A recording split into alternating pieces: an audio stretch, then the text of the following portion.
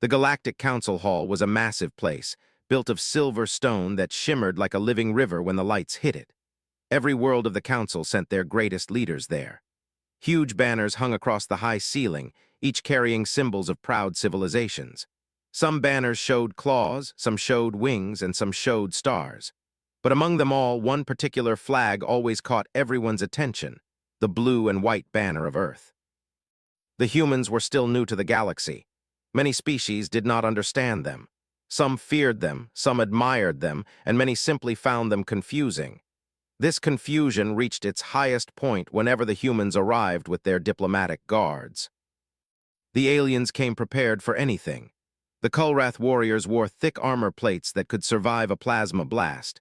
The Tillerin floaters carried shield drones that surrounded them like swirling lights. The Varnak soldiers walked with heavy rifles strapped to their backs, each capable of piercing starship alloy. But the humans... Their guards walked in wearing plain black uniforms, simple boots, and calm expressions. No weapons, no armor, not even a small scanner. It felt as if they were stepping into a battlefield wearing nothing at all.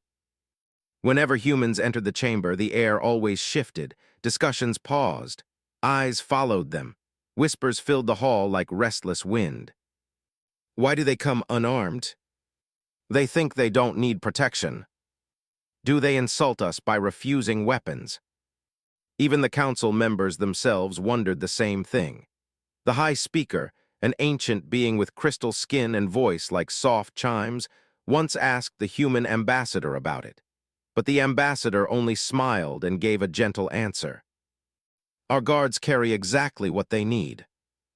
That answer helped no one. And so the mystery grew. On the day the Summit of 12 began, the hall was more crowded than ever. Delegates from all corners of the galaxy filled the room. The meeting was important, too important. Rumors of border conflicts, rogue fleets, and political tension had made the air feel heavy. Ambassador Nora Hale entered the hall with 3 human guards, Caleb, Morris, and Lena. They were young but stood with strong posture and calm eyes. They looked like ordinary humans, with no visible reason why they should be feared or trusted more than any other species. Yet they carried no weapons. Caleb scanned the hall quietly, watching every corner, every shadow, every movement. Morris stayed close to the ambassador, his eyes sharp but gentle. Lena walked slightly behind, studying the alien guards around her. Her steps were silent, almost peaceful. They looked fragile compared to the armored giants standing beside them. A Kulrath soldier snorted loudly. Look at them, bare-handed, easy prey. A Varnak guard laughed with a metallic echo. If danger appears, those humans will be the first to fall. Even some council staff members believed the same. No species understood why humans trusted unarmed guards to protect their ambassador. But Nora Hale understood. Every time she looked at her team, she felt something deep in her chest, trust. Not the shallow kind built from weapons or shields, but trust built from something quieter, something harder to break. Still, the council did not know this. They only saw weakness. The first hour of the summit passed peacefully. Speeches were delivered, charts were shown, promises were made. Yet beneath the calm surface, tension trembled like a hidden storm. Caleb noticed it before anyone else. The slight flicker of lights above the balcony. The unusual echo of footsteps behind the far door. The way 2 alien guards exchanged glances that did not match their usual routine. He did not know what was coming, but he felt it. Humans had a strange instinct, something ancient inside them, a sense that danger was near. Caleb's heart tightened, but his face stayed calm. Morris moved slightly closer to Nora Hale. Lena shifted her weight, preparing herself silently. The High Speaker raised a glowing hand to begin the next speech. But in that exact moment, the hall lights trembled, flickered, and went out. Everything fell into darkness. Gasps filled the chamber. Someone screamed. Something metal crashed. The floor shook as if a giant had stepped into the room. And then, a thunderous explosion ripped across the upper gallery. Debris rained down. Smoke filled the air. Figures dropped from the ceiling, armed, armored, and violent mercenaries. Every alien guard reached for their weapon at once. Every human guard reached for nothing, because they already had what they needed. And the Council was about to learn why.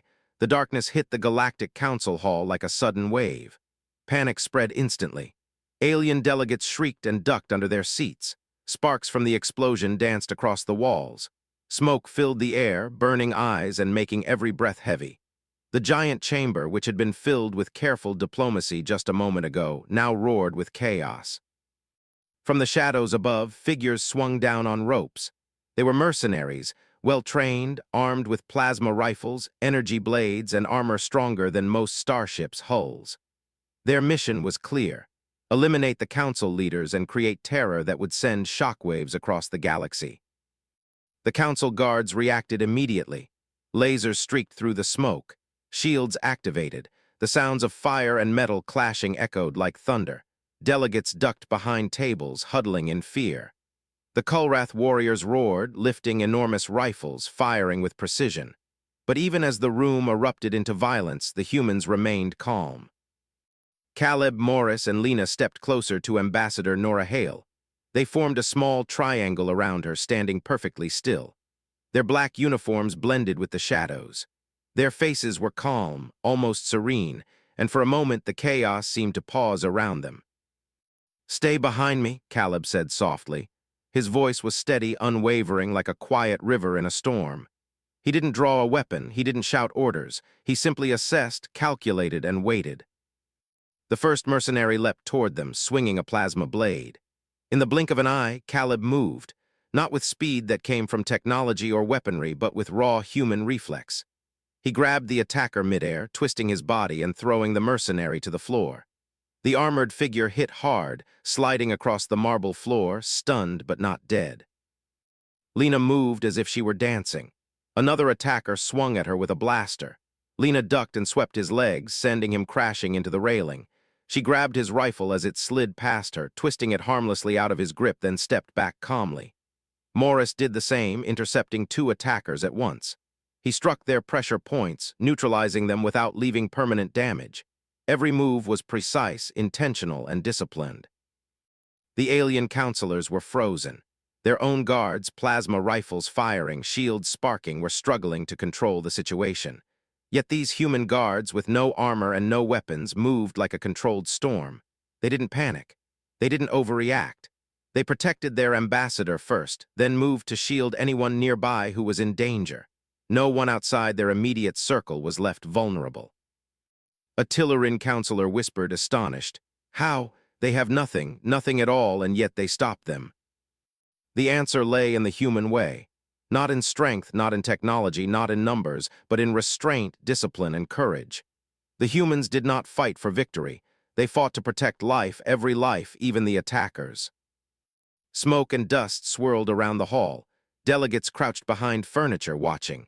A mercenary tried to climb toward Nora Hale again, his weapon raised high. Caleb lunged forward, twisting the attacker's arm and using his momentum to throw him into a pile of chairs. The mercenary groaned, completely subdued but alive. Lena caught another who aimed a rifle at a small Tillerin delegate. She slipped under his swing, grabbed his weapon with a firm grip, and held him until he surrendered. No one was killed. No one was gravely injured, except for minor scratches or bruises. The aliens could not comprehend it. Every attack that should have ended in bloodshed was instead met with calm, human precision. And then something more remarkable happened. One mercenary, a reptilian soldier twice Caleb's size, lunged with a hidden energy blade. Caleb didn't step back. He caught the blade with one hand, holding it steady. Sparks flew against his palm and blood began to drip, but he did not let go. "Stop," he said, voice calm, almost gentle. "You don't have to do this." The mercenary froze, confused. No one had spoken to him like that in the middle of battle. Not with fear, not with anger, with compassion. The alien soldier's body trembled. His eyes, wide with disbelief, searched Caleb's face. The human did not strike. He did not retaliate. He only offered a choice: to stop. For the first time in the room, someone felt hesitation. Not fear, not strategy, hesitation. And in that hesitation, the tide of battle shifted. The council watched, stunned. The humans were not reckless, they were not foolish, they were something else, something the galaxy had never seen before. And the Council did not yet understand why. The Council hall shook from the last explosion, but the humans moved as if the chaos around them were nothing. Caleb, Morris, and Lena shifted like shadows through smoke, their movements precise and deliberate. Every step they took protected Ambassador Nora Hale, every motion shielded the innocent. They were not fighting to kill, they were fighting to save. The alien guards with their weapons and armor were struggling. Lasers ricocheted, shields overloaded, and yet their training, their technology, could not keep up with the fluid human movements. Delegates screamed and ducked, trying to avoid stray shots and falling debris. The room was a storm of panic, fire, and noise. Yet in the center of it all, the humans moved with calm purpose. A mercenary swung a plasma blade at Lena. She leaned back, caught the weapon, and twisted it from his hands with one fluid motion. He tumbled to the floor, completely stunned, blinking in disbelief. Morris intercepted 2 attackers at once, moving with a quiet grace that seemed impossible. Each strike, each hold, each motion was calculated not to harm unnecessarily, only to disable. Caleb saw a young Tillerin delegate frozen in fear. The small, delicate being had no chance against a descending mercenary armed with a blaster. Caleb dropped to one knee, grabbed the mercenary's arm mid-swing, and spun him into a nearby wall. The delegate fell into Caleb's arms, trembling, safe. Caleb whispered a soft reassurance, something the Tillerin could barely understand, but it calmed her enough to crawl behind him for protection. The counselors were silent, watching the humans with wide eyes. Their own trained guards were struggling to hold the room. They had every weapon the galaxy could offer, plasma rifles, ion disruptors, energy shields, but nothing could match the raw precision, the instinct, the unshakable calm of the human guards, and they had no weapons at all. A Kulrath soldier, massive and armored, growled at Caleb as he intercepted another attacker. "You are unarmed, how do you stop us?" he shouted, but Caleb did not answer. His hands moved faster than the soldier could follow. He twisted the attacker's body, neutralized the threat, and stepped back, calm as a pond. He did not strike with anger, he did not kill, he only protected. Then something even the Council had not expected happened. One of the mercenaries, a reptilian brute with scales as hard as steel, lunged with a hidden blade. Caleb caught it barehanded. Sparks flew. His palm burned and blood ran down his wrist, yet his grip never faltered. He held the blade steady and spoke. "Stop," he said. His voice was soft, almost gentle, carrying authority beyond words. "You don't have to do this. You have a choice." The mercenary froze. No one had ever spoken to him like that during an attack. No one had offered him mercy in the middle of violence. Confusion clouded his eyes. He hesitated, looking at Caleb, looking at the humans around him, seeing something he had never seen before, calm, discipline, and mercy in the middle of chaos. The counselors gasped. The aliens were not trained for this. Their instinct was to fight, to kill, to survive. Yet the humans showed something different, something deeper. They fought without hate. They acted without selfishness. They protected even those who came to harm them. Lena approached the confused mercenary, gently lowering the energy blade from his grasp and guiding him to kneel. She did not shout. She did not threaten. She only used her presence, her patience, her calm authority. The mercenary, still trembling, lowered his weapon completely. Nearby, Morris held another attacker pinned, his movements slow and careful, ensuring no serious injury. He spoke quietly, telling the mercenary that this fight could end without death. And it did. Every mercenary who could surrender did so. Those who tried to flee were blocked but not harmed. Every life was preserved. Smoke still filled the room. Dust covered the floor.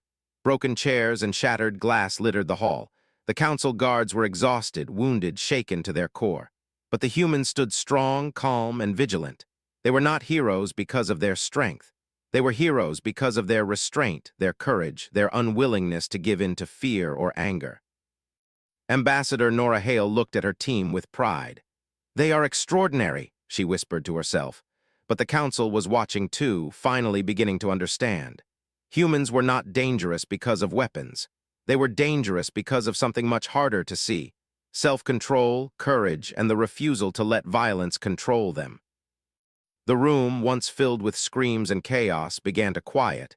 Even the mercenaries, stunned and disarmed, could not believe what had happened. The humans had stopped them without killing. They had protected everyone, including the attackers. And in that moment, the council began to learn the first truth about humanity. They were not reckless, not arrogant. They were guardians, not of victory, not of war, but of life. Every life, no matter whose. And the galaxy in that moment began to respect them in a way it never had before. Smoke still hung in the air of the council hall, curling like silver ribbons under the dim lights. Debris littered the floor, and shattered panels revealed scorched metal beneath. The delegates were quiet now, trembling wide-eyed, many of them too stunned to move. The mercenaries who had attacked were on their knees, disarmed, watching the humans with disbelief. Even the council's own guards, armored and armed, looked on in awe. Caleb, Morris, and Lena stood around Ambassador Nora Hale, their uniforms dusty, their hands scraped, their eyes alert. Every muscle in their bodies was tense, ready for the next threat, but the humans themselves seemed calm. Not just calm, but unshakable. They had faced death a dozen times in minutes, and yet had not once let fear control them. Then came the moment no one expected. A mercenary, larger than any of the humans and nearly twice the size of Caleb, tried to rise. His scales glistened in the light, and in his clawed hand was a hidden blade, sharp, lethal, and deadly. He lunged at Nora Hale with a terrifying roar. Time slowed. Caleb stepped forward, his eyes locked on the mercenaries, and the room seemed to hold its breath. Every armored council guard was frozen, unsure what a human would do without weapons. Everyone waited for violence, for a strike that would end the threat. But Caleb did not strike. He caught the blade bare-handed, holding it steady. Sparks flew as steel met flesh, and his palm burned, blood running down in red streaks, but his grip never wavered. The mercenary faltered, shocked beyond measure. No one had ever faced him like this, not with fists, not with guns, not with fire, simply with control, courage, and human will. "You don't have to do this," Caleb said. His voice was soft but carried across the hall. "You have a choice. Stop now." The mercenary froze completely. He blinked, unsure what to do. Around him, the council watched, hearts pounding. Some leaned forward, whispering in disbelief. Others shook their heads, trying to understand how anyone could face such danger and not respond with violence. The aliens' instincts screamed to fight, to kill, to survive. But the humans taught a different lesson. Survival was not only about weapons, it was about self-control, patience, and protecting life. Morris stepped beside Caleb. He held another attacker down, his movements careful, ensuring the mercenary could not harm anyone, yet doing so without crushing, without killing. Lena guided a trembling mercenary to his knees, showing him that surrender did not mean death. Every move the humans made sent the same message. You are safe if you choose life. Violence is not inevitable. The council slowly realized what was happening. Not one life had been taken by the humans, not one attacker permanently harmed. And yet everyone who needed protection, the ambassador, the delegates, even the attackers themselves, was safe. The humans were not reckless. They were not arrogant. They were guardians of life itself. The High Speaker, her crystal skin shimmering faintly, spoke at last, voice trembling with awe. How can humans face danger so completely, so utterly without a weapon? Her many eyes blinked rapidly as she looked at Caleb, Morris, and Lena. Why do your guards come unarmed into our chamber? Caleb lowered the mercenary's blade to the floor and wiped the blood from his hand. He looked at the High Speaker, calm, and spoke softly, but with an honesty that carried through the room. Because humans have learned the cost of weapons, not just in war, but in peace. 2 centuries ago, our world almost destroyed itself. Guards armed in fear misread threats. One small mistake led to mass death. Entire cities were lost. Entire nations nearly ended. The council gasped. Even the older, hardened members whispered among themselves. 2 centuries ago, the words carried weight even across galaxies. Caleb continued, "We do not send weapons into a council chamber because we refuse to let history repeat itself. Our strength is not in what we hold. It is in what we choose not to hold. Our duty is to protect, not to fight. Our role is to prevent bloodshed, not cause it. And our measure of success is every life that leaves here alive, even those who tried to take life." The words hung in the air. Silence followed, not the silence of fear, but the silence of understanding slowly dawning. Alien guards lowered their weapons, ashamed that they had doubted the humans' strength. The mercenaries, still kneeling, blinked in disbelief. They had been taught violence, trained to dominate, yet these humans had disarmed them with nothing more than discipline and mercy. Nora Hale placed a hand on Caleb's shoulder. "They are extraordinary," she whispered. "Not because they are stronger than you, but because they are stronger than fear." The High Speaker's voice broke the quiet. "Humans, you have shown us something we never expected, not power but control, not weapons but mercy. You have turned violence into protection." Caleb nodded quietly. "That is why our guards carry no arms, our weapon is restraint, our shield is courage, and our armor is life itself." The council understood, finally, that the humans were not reckless. They were guardians in the purest sense, protectors of life, peace, and hope. And in that realization, something in the galaxy shifted forever. The humans had not only stopped an attack, they had taught the galaxy its first lesson in true courage. The council hall was quiet now, almost eerily so. Smoke lingered in the corners and broken panels revealed scorched walls beneath the silver surface. Delegates whispered among themselves, their voices low and uncertain, still processing what had just happened. Even the most seasoned warriors were shaken. They had seen battles, wars, and attacks before, but nothing like this. Caleb, Morris, and Lena stood near Ambassador Nora Hale, their uniforms dusty, their hands scraped and bruised, yet their expressions calm and composed. They had protected everyone without a single life lost. And now the council needed answers. The High Speaker, her crystal skin reflecting the dim light, raised a glowing hand. Her multiple eyes focused on Caleb. "Human Guard Caleb," she said, her voice trembling slightly. "You and your team, you faced overwhelming danger without weapons, without armor. You protected not only your ambassador, but every delegate in this hall.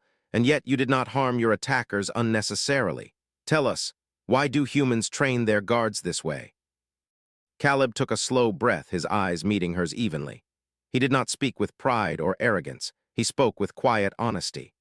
"We have learned," he began, "that weapons in the wrong hands can destroy more than just enemies. They can destroy trust, peace, and life itself. 2 centuries ago, humans nearly destroyed their own world because guards misread threats. Fear turned to violence, violence turned to chaos, and thousands died, including innocent people who had nothing to do with the conflict." The councilors gasped. The older members whispered among themselves, trying to imagine such destruction. A few younger delegates leaned forward, curiosity replacing fear. Caleb continued, his voice steady. "We cannot let history repeat itself, so we train differently. Our guards are taught not only to protect, but to restrain. Our weapons are not rifles or blades. They are discipline, focus, and control. Our armor is our courage, and our shield is our choice to preserve life. We fight only when absolutely necessary, and even then we fight to protect, not to destroy." Silence filled the room, not the tense, fearful silence of before, but a thoughtful, respectful silence. Every delegate, every council member, even the mercenaries, were listening. They could feel the weight of Caleb's words. The High Speaker's voice broke the quiet again. "So, you deliberately entered dangerous situations unarmed, because your greatest strength lies not in fighting, but in restraint." Caleb nodded. "Exactly. Humans have learned that courage is not shown by the number of weapons one carries, but by the control one maintains in the face of danger. True strength is protecting life, even when you could easily take it. True power is knowing when not to use force." A young insectoid delegate, trembling slightly, asked, "But what if restraint fails? What if mercy does not stop an enemy?" Caleb's gaze softened. "Then we still protect as much as we can. We take responsibility for every life in our care. Even if we cannot save everyone, we save as many as possible. And in doing so, we give hope. Hope that life is more valuable than fear, more valuable than revenge." The council looked around the chamber, at the broken chairs, the scorched floors, and the unconscious mercenaries. Every life that could have been lost was still alive. Every innocent delegate was safe. And they all knew it was because of humans, not their technology, not their numbers, not their armor, but because of the humanity they carried inside. Nora Hale stepped forward, placing a hand on Caleb's shoulder. Her eyes shone with pride. "They are extraordinary," she said softly. "Not because of how strong they are, but because of what they choose to protect. Humanity has learned that protecting life is greater than winning battles, and courage is measured by restraint, not violence. The High Speaker's many eyes glimmered as she addressed the council. The humans have shown us something no battle could ever teach. Not strength alone, not technology, not power, but the value of life. They have taught us that courage is choosing to protect rather than destroy, even when destruction seems easier. Whispers of admiration spread through the chamber. Alien guards lowered their weapons, ashamed of their earlier judgment. Mercenaries who had attacked now stared in awe. Even hardened warriors who had seen countless wars were shaken to their core. Caleb looked at the council with quiet determination. That is why our guards carry no arms. That is why we rely on restraint, discipline, and courage, because life is stronger than weapons, and because a life saved is a victory no battle can ever measure. The room was silent once more, but this time it was a silence of understanding. The council finally saw what humanity had always known. True strength was not in killing, but in protecting. True courage was not in weapons, but in restraint. And the humans had shown them all what it truly meant to be strong. For the first time, the galaxy began to see humanity, not as weak, not as reckless, not as strange, but as guardians, teachers, and a force of hope in a universe that often forgot the value of life. The council hall was no longer filled with chaos or smoke, but a heavy calm had settled over it. Delegates who had been screaming moments ago now sat quietly, their eyes fixed on the humans who had changed their understanding of courage forever. Even the mercenaries, still kneeling and disarmed, seemed to watch with awe, unsure of what they had just experienced. Caleb, Morris, and Lena stood close to Ambassador Nora Hale. Their uniforms were dusty, their hands bruised and scraped, yet their expressions were composed. Every movement they had made, every attack they had blocked had been precise and purposeful. They had not fought for victory. They had fought to save lives. And that difference, the human difference, was now clear to everyone in the hall. The High Speaker's voice broke the silence, trembling with a mix of reverence and disbelief. "Humans," she said, her crystalline eyes glimmering, "you have risked your lives to protect not only your own ambassador, but every life in this chamber, including those who came to kill. Tell us, how can your species carry such calm in the face of death?" Caleb took a deep breath, his gaze steady. "Because humans have learned that fear is the deadliest weapon of all," he said. 2 centuries ago, our world almost destroyed itself because people let fear control their hands and hearts. Guards acted before thinking. Weapons became tools of panic. Thousands of lives were lost, not because of enemies, but because of fear. We do not make that mistake again. We train to protect, not to destroy. We train to remain calm when others cannot. The insectoid delegate who had asked earlier leaned forward, whispering to his neighbor. "They speak with such honesty, such compassion." Caleb continued, his voice steady and warm. "Our guards carry no weapons not because we are weak, but because strength is not measured by what you hold in your hands. It is measured by what you choose to protect. Our shield is life. Our weapon is restraint. Every person here could have died today, yet every life was preserved. That is what we are taught to value above all else." A murmur ran through the hall. Alien guards lowered their weapons, ashamed of their earlier assumptions.